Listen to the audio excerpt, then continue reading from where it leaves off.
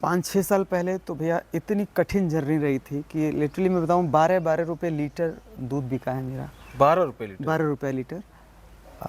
Minimum मान के चलिए 25-28 तो बिकता ही था, बट कुछ सिचुएशन ऐसे हैं कि 12-12 रुपये लीटर बेचना पड़ा। नमस्कार सर, स्वागत है आपका हमारे चैनल में। कैसे हैं आप? बस एकदम बढ़िया है, अपना बताइए। सब आशीर्वाद है, लोगों का प्यार है। और बहुत लोगों का डिमांड था कि क्यों ना आप संदीप दीक्षित डेयरी फार्म का एक वीडियो बनाइए। तो आप लोगों के आदेश पे मैं आ चुका हूँ आयर में। और सर, थोड़ा सा आप पिछली जर्नी के बारे में बताइए। पिछली जर्नी कैसी थी आपकी? भैया पिछली जर्नी के विषय में तो आप सब लोग जानते हैं कि बाय प्रोफेशन मैं एक आर्टिस्ट रहा हूँ और मुंबई रहता था मैं पहले जी। और कोविड के बाद फिर यहाँ पे अपनी नई जर्नी शुरुआत हुई डेयरी फार्म की। तो बस चल रहा है। एक्टर से डेयरी फार्मिंग बिल्कुल अलग, कोई मतलब लेना देना ही नहीं है। जी। तो कहाँ से मोटिवेट हो गए कि जो है कि इतना बड़ा सेट कंस्ट्रक्शन, इतना बड़ा डेयरी फार्म आपने बना डाला? जी, ये बड़ी अंदर की बात मैं आपको बता रहा हूँ कि ये जो कोविड आया था जी। जितेंद्र भैया, तो कहीं ना कहीं मुझे ऐसा लगता है कि जो परमात्मा, जो भगवान है, उन्होंने एक प्रेरणा स्रोत बन के हमको प्रेशर किया कि भाई हम इस डेयरी सेक्टर में आएँ, को अवसर में बदल देना। तो कहीं ना कहीं ये जो प्रकृति है, ये परमात्मा है, उन्होंने एक माध्यम बना के मुझे ऐसा लगता है कि भेजा है कि हम लोग खास करके यूपी बिहार में डेयरी को लेकर जो इतनी नेगेटिविटी फैलाई जा चुकी है कि भाई डेयरी फेलियर बिजनेस है, डेयरी मत करो, फेल हो जाओगे। तो कहीं ना कहीं एक बहुत बड़ा माध्यम है। और हमारे एक बहुत ही हमारे बड़े भाई और एक मित्र हमारे, उन्होंने, उनकी एक बात मुझे याद आती है। वो बोलते हैं कि संदीप जी, आप बिल्कुल निराश मत होइए कि आप मुंबई से यहाँ आए हैं। बोलते हैं कि बॉलीवुड में एक ही शाहरुख खान है जी, और डेयरी सेक्टर में आप अगले शाहरुख खान हो। तो कहीं ना कहीं वो बात मुझे याद आती है और कहीं ना कहीं मैं रिलेट कर पाता हूँ कि हमारे पास बहुत बड़ा मौका है, खास करके यूपी बिहार के जो पशुपालक भाई, उनको एक सही दिशा प्रदान करने की। तो सर, जैसे आपने डेयरी फार्म स्टार्ट कर दिया जी, तो ये शेड बना के यहाँ से शुरू किया या फिर इसके पहले कहीं और आपका फार्म चल रहा था? भैया आपके माध्यम से जितने भी हमारे पशुपालक भाई हैं उनसे मैं कहना चाहूँगा, दोस्तों, अभी ये जो शेड आप देख पा रहे हैं, 1.5 साल हुआ लगभग इसको पूरा कंप्लीट हुए हुए, अभी अंडर कंस्ट्रक्शन चल रहा है। इससे पहले दोस्तों मैं 4 से 4.5 साल में घर पे, आप यूँ कह सकते हैं कि हम झोपड़ी में अपनी डेयरी फार्म की स्टार्ट किए थे भैया। जी जी जी। डेयरी फार्म की जो स्टार्टिंग थी वो झोपड़ी से हमने किया था। तो कोई भी हमारे जो नए पशुपालक भाई हैं, बिल्कुल भी ये शेड को देखकर आपको स्टार्टिंग में इन्वेस्टमेंट बिल्कुल भी नहीं करना है, क्योंकि भैया हमने 3 से 4 साल, 4.5 साल जो भी एक झोपड़ी से जो मैंने स्टार्ट किया था, और स्टार्ट करने के बाद कहीं ना कहीं मैं अपने आप से सवाल किया कि भैया क्या वाकई में डेयरी करनी है? यदि करनी है तो इतना बड़ा लंबा चौड़ा आप शेड बनवाओ, अदरवाइज स्टॉप। तो अंदर से हुआ कि नहीं भाई करना है, तब जाके इस डेयरी का निर्माण हुआ है। जैसे आपने शुरुआत किया, गाय ला दिया, जी दूध आपने प्रोडक्शन करना शुरू कर दिया, जी तो समस्याएं आई होंगी कि दूध अब दूँ तो किसको दूँ, कहाँ बेचूँ? जी। कैसे इस प्रॉब्लम को आपने फेस किया? देखिए 5-6 साल पहले तो भैया इतनी कठिन जर्नी रही थी कि लिटरली मैं बताऊँ 12-12 रुपये लीटर दूध बिका है मेरा। 12 रुपये लीटर? 12 रुपये लीटर। मिनिमम मान के चलिए 25-28 तो बिकता ही था, बट कुछ सिचुएशन ऐसे हैं कि 12-12 रुपये लीटर बेचना पड़ा, क्योंकि वहाँ 2 कंडीशन थे, या तो फटाफट बेच के खाली करो या दूध खराब हो जाएगा जी। गर्मी के मौसम में। तो ऐसा आप मंडी की बात कर रहे हैं? मंडी की बात कर रहे हैं। तो आज खास करके हमारे इधर बनारस क्षेत्र की बात करूँ तो अमूल काफ़ी एक क्रांति लाया हुआ है, अमूल पराग। तो कहीं ना कहीं हमारे जो नए फार्मर हैं, एक शुरुआती का जो प्रॉब्लम है कि भाई दूध की बेकदरी कम से कम नहीं होगी जी। आपका दूध मिनिमम कम से कम 35, 38, 40 में बिक जाएगा जी। ना। तो हम लोग जब स्टार्ट किए थे तो भाई दूध का बहुत बुरा हालत था भैया। तो कहीं ना कहीं ठीक ठाक सिस्टम बन गया है। मान लीजिए आप मंडी गए, दूध बेचने की समस्या आई, वहाँ फटने का डर था, कभी रेट सही मिलता था, कभी नहीं मिलता था। तो फिर आपने कुछ सोचा नहीं कि हाँ कहीं एक ऐसे जगह पे हम दूध दें जहाँ एक फिक्स रेट हो जाए जी, और टाइमिंग जो है कि हम उस समय वहाँ दूध भिजवा दें?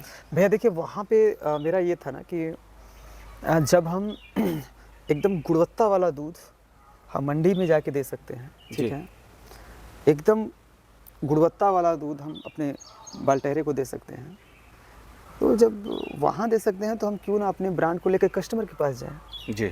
तो हमने वही किया। हमने हमारे बनारस हमारे फार्म से लगभग 8 किलोमीटर दूर पे कुछ अच्छी अच्छी कॉलोनियाँ हैं, जी तो वहाँ हमने अपना पैम्पलेट वगैरह छपवाया और उसमें से भी चुनिंदा जो देखने से पता चल जाता है भाई जो शिक्षित वर्ग हैं, जी जी जो समझने वाले हैं, तो उनको अलग अलग लोगों को चुना और वहाँ जाके अपने दूध अपने डेयरी अपने विज़न के विषय में बताया। 150 लोगों से मिलता था तो उसमें से 10-20 लोग हमारी बात सुनते थे, बाकी लोग इग्नोर करते थे, बट जो सुनते थे वो कहीं ना कहीं कनेक्ट हो जाते थे और जो उस समय के जुड़े हुए हैं आज तक जुड़े हुए हैं। तो कहने का मतलब क्वालिटी से हमने कोई छेड़छाड़ नहीं किया और एकदम जो हमारा प्रतिबद्धता था एकदम प्योर दूध प्रोवाइड करना है, तो हम कस्टमर को दे रहे हैं, कस्टमर हमारे खुश हैं। एक चीज़ ग्राहक को भी समझना चाहिए कि वही दूध अगर आपके पास किसान लेके जाता है तो आप उसको रेट देने में कतराते हैं। वही दूध कंपनी वाले के यहाँ जाते हैं, वही दूध का रेट जो है कि 60, 70, 80 रुपये आप खरीद लेते हैं और वहाँ पेमेंट भी कर देते हैं और वो क्वालिटी नहीं मिल पाती है दोस्तों, क्योंकि इसी दूध को किसान के यहाँ से ही जो दूध जाता है उसको जो है कि जो भी उसमें डाल के या जिस प्रकार से उसको रख के फिर वो आप तक पैकिंग करा के भेजते हैं और उसी को लोग लेते हैं। जितेंद्र भैया, यहाँ मैं ये कहना चाहूँगा कि आप अपने चैनल के माध्यम से, मैं अपने चैनल के माध्यम से यूपी बिहार में जो मेरा एक विज़न था डेयरी को लेके, जी जी कि भाई आज हम लोग कोई जब अच्छी खासी नौकरी देखते हैं तो हम उसमें ये देखते हैं कि हमारे पास घर हो, बंगला हो, गाड़ी हो, ठीक है। तो एक तरफ है यूपी बिहार, एक तरफ पंजाब। तो पंजाब के जो फार्मर हैं मैंने देखा कि ये सारे शौक डेयरी फार्म से पूरा कर रहे हैं और ठीक यहाँ यूपी बिहार, यहाँ पे ये हो रहा है भाई डेयरी फेलियर बिजनेस है, इसको मत करो नहीं तो फेल हो जाओगे। तो कहीं ना कहीं मुझे एक बहुत बड़ा एक होता है ना कि एक अपॉर्चुनिटी दिखा और कहीं ना कहीं भगवान हमको एक माध्यम बना के भेजे कि यार वो जागृति हम अपने यूपी बिहार में कर सकते हैं। तो एक बहुत बड़ा मौका है और कहीं ना कहीं मैं एकदम रोमांचित हूँ एकदम कि हम लोग ये कर सकते हैं और कहीं ना कहीं हम कर रहे हैं। अभी बदलाव दिख पा रहा है जितेंद्र भैया। अभी हमारे पास जितने भी पशुपालक भाइयों के कॉल आ रहे हैं वो कहीं ना कहीं एक सवाल कर रहे हैं, एक भी जो गाय रखा है वो और 50 भी रखा है वो जब सीमेंट डलवाना होता है गाय को तो फ़ोन करते हैं भैया ABS अरमाडा का लगवाएं कि स्पाइक का तो कहेगा मतलब ये बदलाव हमको दिख रहा है। तो ये बदलाव भैया हमको यूपी के एकदम लास्ट छोर तक ये बदलाव करना है और कहीं ना कहीं हम लोग इसमें सफल भी होंगे। लोग ट्रांजिशन नहीं जानते थे, पोस्ट ट्रांजिशन नहीं जानते थे, क्या होता है ट्रांजिशन, कब कराया जाता है, ट्रांजिशन पीरियड क्या होता है जी। तो थोड़ा सा चलते चलते जो 4 साल में उतार चढ़ाव आए आपके जीवन में, जो संघर्ष आपने जो स्ट्रगल किया वो दर्शकों को बताएं और किस तरह से आपने फेस किया ताकि उन्हें वो चुनौतियां उनको न झेलना पड़े। सर भैया देखिए, अगर स्ट्रगल की बात करेंगे तो मैं कभी ज़िंदगी में नहीं चाहूँगा कि जो हमने इन 5-6 सालों में देखा वो हमारे नए पशुपालक भाई देखें। ठीक है, ये जो मैं अपना चैनल बनाया हूँ जितेंद्र भैया, जी जी मैं आपके व्यूअर से भी कहना चाहूँगा दोस्तों, मेरा भी एक छोटा सा चैनल है जिसका नाम है संदीप दीक्षित डेयरी फार्म। इस चैनल पे दोस्तों, इस चैनल बनाने का मेरा उद्देश्य भैया ये था ना कि चलिए हम आप सक्षम हैं जी, चलिए हमने डेयरी खोला, कुछ हमको गाय गड़बड़ मिली, ठीक है, थोड़ा बहुत घर से सपोर्ट मिल गया, ठीक है, हम बच गए जी। लेकिन जो सोशल मीडिया पे मैं बहुत सारे चैनल्स को ऑब्जर्व करता हूँ वो कहीं ना कहीं बोलते हैं ना कि एक पटाखे की फैक्ट्री, उसमें आग लगाने का काम करते हैं। ठीक है, तो कहने का मतलब ठीक है सब कुछ आप दिखाओ, आप करोड़ों कमा लोगे, आप 50 लाख कमा लोगे, 20 लाख बिल्कुल कमा लोगे, बट प्रोसेस नहीं बताया जा रहा है। यहाँ दिक्कत क्या हो रहा है कि हमारा जो नया पशुपालक है, जो युवा है, वो अचानक से देखेगा अरे भैया डेयरी में तो 50 लाख रुपए महीने कमा रहे हैं जी। अब वो बिना सोचे समझे, वो चाहे गहना गिरवी रखना पड़े, चाहे ज़मीन बेचना पड़े या कुछ भी, हाँ वो लोन लेके वो फटाक से स्टार्ट कर दे रहे हैं। तो मुझे लगा यार कि ये कहीं ना कहीं हम खुद तो अवेयर होंगे ही होंगे, क्योंकि मैं जो अवेयर हुआ वो करके हुआ हूँ। मुझे मेरा कोई गॉडफादर नहीं था भैया, कोई बताने वाला नहीं था, ना ब्रीडिंग फीडिंग मैनेजमेंट के लेके गलती किया, सीखा, उसके बाद बहुत लॉस हुआ है और बहुत धोखा खाया हूँ। तो कहीं ना कहीं मुझे ये लगता है भाई कि हमारे नए पशुपालक भाई धोखा ना खाएं, तो इसलिए हमने इस चैनल का निर्माण किया। कहाँ कहाँ धोखा खाए थोड़ा सा दर्शकों को बताएं ताकि वो फंसे नहीं कहीं, और हम लोग का यही उद्देश्य है कि जो नए पशुपालक है जो हम लोगों से जुड़ रहे हैं वो धोखा ना खाए। देखिए सबसे बड़ा धोखा ये है कि जो हम स्टार्टिंग में, मेरे एक्सपीरियंस के हिसाब से जो सबसे बड़ा धोखा किसानों के साथ हो रहा है, पहली गाय, आपकी पहली बार गाय डिसाइड करती है कि आपकी डेयरी कहाँ जाएगी या कहाँ जाने वाली है। जी जी। हम बार बार जो अपने पशुपालक भाइयों को अवेयर करते हैं, आपके भी चैनल के माध्यम से, अपने भी चैनल के माध्यम से, भाई पहली गाय हमको 20 प्लस लेनी है, 20 प्लस आप 25 मान के चलिए, लेकिन अगर 25 लीजिए वो 20 तक देते चलेगा, लेकिन 20 से कम मत लीजिए, ठीक है। अच्छा, जैसे नए पशुपालक हैं, आप भी बताया, जैसे हम लोगों से बातें हो रही थी तो बोले कि इतना दूध दे रही है और फार्म पे आई तो इतना कर रही थी जी, तो कोई भी व्यापारी के यहाँ जाएंगे वो दूध बढ़ा चढ़ा के बताता है। बिल्कुल बताएगा। तो क्या देखे जो नया पशुपालक है गाय खरीदते समय किन किन सावधानियों को बरतते हुए गाय को खरीदे, थोड़ा सा उसके बारे में हमारे दर्शकों को बता दीजिए। कल मैं एक गाय लेकर आया हूँ, इसके ऊपर हम लोग एक वीडियो कवर करेंगे स्पेशली कि भाई एक गाय को खरीदते समय क्या क्या चीज़ें हमको देखनी चाहिए। बट मैं फिर भी आपको बता देता हूँ भैया कि गाय ब्रीड में रहे जी, ऑर्डर उसका कॉम्पैक्ट रहे, या फिर आप कहें तो हम चलते चलते दिखा भी देते हैं। आइए बिल्कुल चलते हैं, ये भी कवर हो जाएगा संदीप जी के उस नई गाय की तरफ जो कि उन्होंने तत्काल हाल में ही खरीद के लाई है। और ये सबसे बड़ी खासियत है इस गाय की कि अभी दांती नहीं है, उदंत है, और उदंत बछिया खरीद के लाए हैं। और बहुत जल्द हम चलेंगे, साथ में उसके बछड़ी भी है उस गाय के पास, और जानते हैं सर से उसके एक दोपहर का समय है, अब ये लोग आराम कर रही हैं, बल्कि नियम तो ये होता है कि अगर ये आराम करें तो उनको डिस्ट्रेस में आती है। बट फिर भी हमारे पशुपालक भाई इनको थोड़ा नॉलेज मिल जाए जब तो इतना हम लोग समर्पित हैं इन लोगों के लिए तो थोड़ा सा हम लोग रिस्क लेंगे। बिल्कुल। और ये जो समय है वो रेस्ट का है। देखिए भैया, इतना जो ओवरऑल 5-6 साल का मेरा एक्सपीरियंस रहा है जी, उस पर मैं ये जो गाय लिया हूँ अपने दिमाग से, जी, जो भी थोड़ी बहुत मेरी जो स्टडी रही है गायों को लेके, तो मैं आपको बताना चाहूँगा कि गाय में क्या क्या देखना चाहिए। पहले ये बैठी हैं, और बैठी हैं जो अभी ये बैठी हैं, तो बैठे बैठे कुछ चीज़ें मैं आपको बता देता हूँ। एक तो ब्रीड की जो गाय है, बहुत सारी चीज़ें वैसे देखी जाती हैं, उसमें देखिए ये जो देख रहे हैं इनका ये सर के जो बाल हैं, हाँ, इनका जुल्फ जी ठीक है, तो ये इनका बड़ा होता है इसके ऊपर। जी, पहला दोस्तों आप लोग देखिएगा, ये सब चीज़ें बड़ी अनुभव की बात है, बहुत अनुभवी लोगों से सीखा हूँ और आपको बता रहा हूँ। तो ये रेशमी जुल्फ़ें इनकी हैं, ठीक है, तो ये है पहला, ठीक है। दूसरा देखिए ये जो इनका कान देख रहे हैं जी, इस कान के भाई जो बाल, बहुत बाल भरे हैं इनके, देख रहे हैं दोस्तों। आप लोग ये मजाक की बातें होंगी, बार नोट करिएगा, ये सब चीज़ें देखनी चाहिए, ठीक है। देखिए इसको दिखाइए, हालांकि कान में गुच्छेदार बाल होता है, ब्रीडेड गाय की पहचान देखिए। ये सारी गायों में नहीं मिलता है देखने के लिए। सारी गायों में नहीं मिलता, ठीक है। मैंने क्या देखा, चूंकि मुझे इन पे ब्रीड पे काम करना था। 2 हो गया भैया, बहुत सीधी हैं ये, ठीक है 2 हो गया। तीसरा, अब क्या करें, इनको उठाएं कि ना उठाएं? साथियों खड़ी हो रही हैं दोस्तों मुझे बिल्कुल पसंद नहीं है अगर गाय आराम कर रही है तो उनको डिस्टर्ब करना, लेकिन अब क्या करें, सॉरी, माफ़ करिएगा, ठीक है। देखिए आइए, काफ़ी इन्फॉर्मेशनल वीडियो है भैया, आप अपने हमारे जो भी पशुपालक हैं आप ध्यान दीजिएगा दोस्तों। 2 चीज़ हमने आपको बताया। तीसरा भैया देखिए, ये जो इनकी जो पसली होती है ना भैया, इधर आ जाइए। जी जी, इस पसली में कम से कम 2 उंगली, ये जो पसली की जो गैपिंग है ना, इसमें 2 उंगली हो जानी चाहिए कहीं ना कहीं। जैसे 3 उंगली अगर जा रही है तो कहने का मतलब जितनी उंगली इसमें जाएगी समझिए उतनी अच्छी गाय मानी जाती है, उतनी दूध वाली गाय मानी जाती है। इसमें जैसा कि हम लोग देख पा रहे हैं कि आराम से अभी 3 उंगली चली जा रही है। 3 उंगली चली जा रही है, इसका मतलब कि कहीं ना कहीं गाय अच्छी ब्रीड में है, फिर ज़्यादा इंटेक करेगी जी। तो ओवरऑल सब कुछ। और दूसरी पसली में एटलीस्ट 2 उंगली जाना चाहिए, ये खूब आराम से जा रहा है, ठीक है। बहुत महत्वपूर्ण चीज़ें बताया जा रहा है, बहुत महत्वपूर्ण। और ये सब सारी चीज़ें, अरे भैया हमारी, ठीक है। अब दोस्तों ध्यान से समझिएगा, ये जो पसली देख रहे हैं, ठीक है, अब दोस्तों ध्यान से समझिएगा, गाय की जो पसली होती है ना, यहाँ से स्टार्टिंग की जो पसली यहाँ से देखते हैं, इस और इस पसली के बीच का जो गैपिंग है दोस्तों ना, ये ज़्यादा होनी चाहिए। अब कैसे पता करेगी ज़्यादा, तो कहीं ना कहीं 3 उंगली, ये जो देख रहे हैं 3 उंगली अगर आसानी से, अगर ये गैपिंग आपको दिख रही है 3 उंगली की, तो समझ लीजिए गाय सुपर से भी डुपर है, अच्छी गाय है भैया, आप समझ पा रहे हैं? जी जी जी, ठीक है। हालांकि 2 भी हो जाए तो ठीक है, लेकिन जितना गैपिंग रहेगा उतनी शानदार आप ब्रीडेड गाय की पहचान है।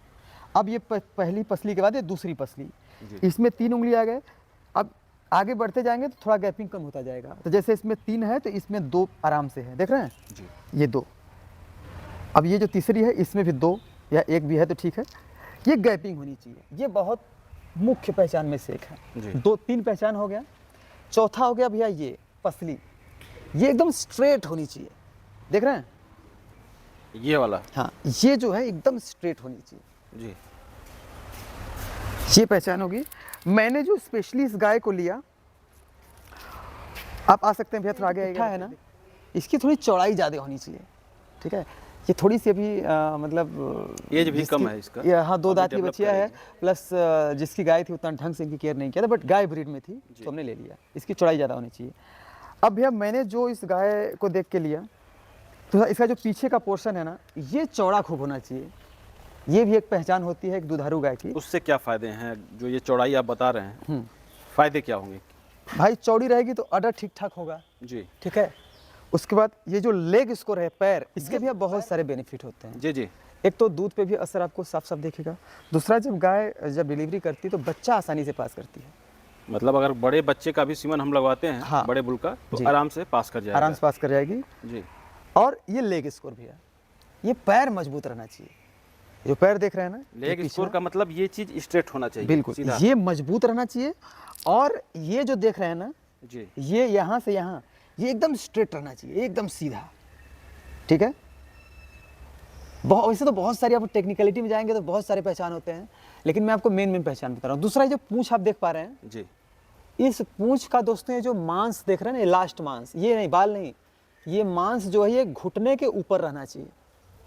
ये भी बहुत बड़ा पहचान है, कुछ अनुभवी लोगों से जो हमने सीखा है, जाना जी, है, जी, जी। ठीक है। जब भी दुधारू गाय की एक और ये भी पहचान है कि जो मांस लास्ट का है वो इस घुटने के ऊपर रहेगा। जो मैंने इस गाय में एक चीज़ देखा था, मुझे ब्रीड पे एक्चुअली काम करना है, क्योंकि मैं ब्रीडिंग पे ज़्यादा फोकस कर रहा हूँ। अच्छा, एक चीज़ कहूँगा संदीप भैया जी, कि आप गाय नहीं लाए हैं, बिल्कुल लक्ष्मी लाए हैं। हर एक पार्ट्स को हम लोग टच कर रहे हैं और गाय पैर तक नहीं उठा रही। नहीं भैया, ये कहीं ना कहीं आपकी पहचान जो है लाजवाब है। जी बिल्कुल भैया, मैं अब जो भी गाय ले रहा हूँ बहुत सोच विचार करके, एक एक चीज़ देख करके, ठीक है। तो अब मैंने जिस हिसाब से इस गाय को लिया था, ये अडर को देख के, जी इनके अडर की जो गैपिंग है भैया ना, ये जो देख रहे हैं, जी जी। ये बड़ी शानदार गैपिंग है। जो थन के बीच की दूरी है। हाँ, ये 1 2 3 4 जी बोल सकते हैं, 4x4, जी। अलग अलग भाषा में लोग अलग अलग बोलते हैं। इसका अडर देखिए, ये जो अडर है भैया ना, यू आकार का नहीं होना चाहिए। जी, यू मतलब यहाँ से आप नीचे लटका है फिर ऊपर गया है, ये नहीं होना चाहिए। अडर एकदम कॉम्पैक्ट होना चाहिए। दूसरा, पीछे का जो अडर है, वो जो पूंछ देख रहे हैं, ये जी, यहाँ से स्टार्ट होना चाहिए। जैसे हमारे यूपी में बोला जाता है, गैया हमारे आगे से भी आइल है, पीछे से भी आइल जी। है ना। दोस्तों आप लोग बहुत ध्यान से ये सब समझिएगा। ये सब चीज़ें हम लोग जिस हिसाब से काम कर रहे हैं दोस्तों ना, ये बिल्कुल आपको अवेयर करने के हिसाब से। फिर से मैं कह रहा हूँ, अगर आप हमारे चैनल से नहीं जुड़े हैं तो संदीप दीक्षित डेयरी फार्म हमारे चैनल का नाम दोस्तों ज़रूर जुड़े जाइएगा, क्योंकि हमारा और जितेंद्र भैया का विजन एक ही है। हम लोग अपने पशुपालक भाइयों को कैसे अवेयर करें, और यूपी बिहार में जो एक मानसिकता है, एक मिथक है डेयरी फार्म लोग के, कैसे तोड़ा जाए, ये सब भी हमने देख लिया। चलिए बैठ जाइए, आपका काम हो गया है, ठीक है। अब भैया देखिए, इसमें बहुत सारी चीज़ें हैं, जैसे ये जो थन है, इसकी ये जो नस वगैरह है ना, जी, वेन वगैरह, जी। मिल्क वेन वगैरह, ये ठीक ठाक होनी चाहिए। तो ये सब चीज़ें हैं। अच्छा, जो आप गाय खरीदे वहाँ, जी तो बच्चा दी हुई थी? जी, बच्चा दी थी। कितने दिन की बच्चा दी थी? मान के चलिए 2 दिन। 2 दिन में। तो 2 दिन में तो अंदाजा नहीं मिला होगा कि हाँ कितना दूध करेगी। एक एक जो है भैया देखिए, अपना अनुभव होता है, अनुभव के आधार पे ही। अनुभव के आधार पे। अब उतना समय भी नहीं था। जी, ओवरऑल जितना अभी तक सीखे हैं उसमें ये गाय हमको पास हुई। बाकी 1 2 माइनर पॉइंट है, अब सब कुछ अगर आप देखने जाइएगा तो नहीं मिल पाएगा। बिल्कुल। तो इसीलिए हम ब्रीडिंग करते हैं कि जो थोड़ा बहुत बच्चा कुचा है वो अच्छा, हम जब बहुत से लोग breed पे जाते काम हैं करेंगे तो गाभिन गाय खरीद लेते हैं जी। और वहाँ बताया गया कुछ और आपके यहाँ आके कुछ देने लगी और। जी तो देखिए भैया, वैसे लोगों को क्या कहेंगे, गाभिन गाय लेना चाहिए या नहीं लेना चाहिए? यहाँ भी मैं ये कहना चाहूँगा कि जो हमारा पशुपालक भाई फर्स्ट टाइम डेयरी स्टार्ट कर रहा है जी, या सोच रहा है, तो मैं बिल्कुल रिकमेंड नहीं करूँगा कि आप गाभिन गाय लीजिए दोस्तों। उसका रीज़न ये है कि हाँ, यदि आप ले रहे हैं तो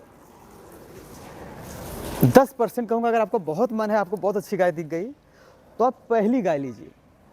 पहली इसलिए बता रहा हूँ कि पहली में भाई एक भाग्य किस्मत की बात है, निकल गई तो निकल गई। बट दूसरी तीसरी इसलिए रिकमेंड नहीं करूँगा कि 90% मुझे लगता है कि भाई अच्छी गाय अपनी कोई नहीं देना चाहता भैया। जी, आप ही बताइए कि अगर हमारी कोई बहुत अच्छी गाय है तो हम देंगे? नहीं देंगे। नहीं देंगे ना। हाँ, कोई डेयरी फार्मर भाई ब्रीड पे काम कर रहा है तो भाई वो अगर साल का 5 6 7 8 10 गाय निकाले, अलग बात है। उसमें भी जो उसकी फेवरेट वाली गाय रहेगी वो नहीं देगा, नहीं देगा। ठीक है। तो अब जैसे हम अपनी बात करें भैया, तो हमारी तो लगभग सारी ब्रीडेड हैं, जी, ठीक है। हम ये नहीं कह सकते कि कोई गाय इसमें से खराब है, बट हम जो मेरी फेवरेट वाली है मैं भी क्यों दूँ, अच्छा, कोई भी क्यों दे। आप बिहार मिल्किंग कंपटीशन में भी गए, जी उसके बाद पंजाब भी गए थे पीडीएफए में, जी। तो थोड़ा सा वहाँ के अनुभव को बताइए हमारे दर्शकों को, थोड़ा सा वहाँ का अनुभव भी शेयर कीजिए। वीडियो तो बहुत लंबा हो जाएगा, अगर हमारे पशुपालक हमको बर्दाश्त कर पाए तो कर पाए। बिल्कुल बिल्कुल। एक्सपीरियंस भी बहुत शानदार रहा मेरा। डेयरी को लेकर मेरा जो एक नज़रिया है ना, पूरी तरह से एकदम बदल चुका है। पहली बात कि डेयरी को एकदम, डेयरी एक प्यार का बिजनेस है। आप एक मशीन की तरह गायों को नहीं ट्रीट कर सकती, बस हम दूध निकालिए तो ये कर लिए वो कर लिए, गाय दूध एकदम कूल डाउन हो जाइए। क्योंकि एक आध्यात्मिक विषय भी है, तो कहीं ना कहीं गौ माता का सेवा करिए, प्यार से करिए। यदि आपको कोई गाय गड़बड़ मिल गई है या ख़राब नहीं है, क्योंकि देखिए आप पूरे यूट्यूब को खंगाल लीजिए, ये बात को आपको कोई नहीं बताएगा। बिल्कुल बिल्कुल। ठीक है, तो जैसे मान के चलिए हमको कोई ख़राब गाय मिल गई, अब हम घर में से आ रहे हैं, कोस रहे हैं, बेकार बा, अरे बड़ा घटिया, तो वो आदमी अपना भविष्य और करियर दोनों ख़त्म कर रहा है, जहाँ तक मैं समझ पाया हूँ।